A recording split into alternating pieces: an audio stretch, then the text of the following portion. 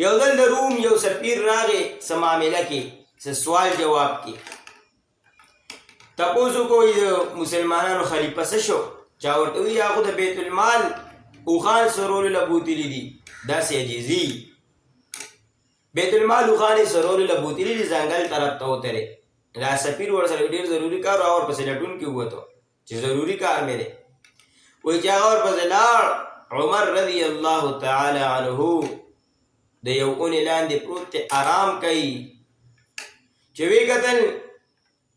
نو پیرهګیري څه کوي څوکیداري څه کوي زمری دی ګیارې ولاړ دی ګرځي را ګرځي ګیر چاپېره عمر رضی الله عنه پروت سفیر چې ولیدل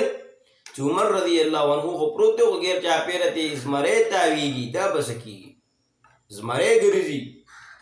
چې زمري وایي د په ده باندې نظر پرېوته په دې سفیر نو هغه خپل غړمبار شو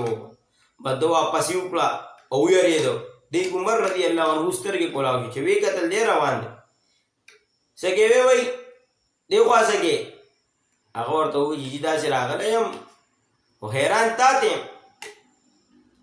چې ودې او زمری درې څوکیداري کوي داسې شخصیت در الله درکړی دی عمر رضی الله عنه ورته تاریخي جمله ووایي دا جمله د سرو زرو په اوبو د لیکلو بهتره ده قابله ده چې په سرو زرو په اوبو لیکلی شي عمر رضی الله عنه ورته فرمایي دا زما کمال نه دی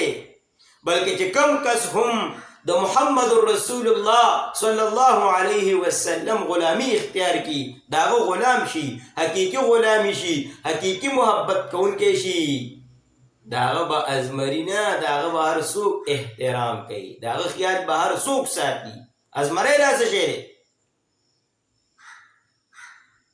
وایي واپس نو محترمو داسې د هغې زندګي وه نو په سهار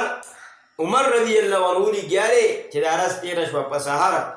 غریبانانو له اوبه راچلی په خپله ملا باندې مشکونه ایښي دي اوبه راچلی نوکران ورته وایي چې موږ تنخوالو دا به موږ راړو دا خو باچا د وخت خلیفه یې دا خو نه دي پکار عمر رضی الله عنه ورته وفرمایل نه پرون زما یو سفیر څه کړی دي تعریف کړی نفس راته دننه لګیا چې ته غټ سړی نفس له څه ورکوم تکلیف ورکوم نفس سره جهاد کوم چې دی مانه دا مطالبې کوي چې ته غټ سړی شوې ځکه په دې وجې زه یې په خپله راړم محترم داسې شخصیت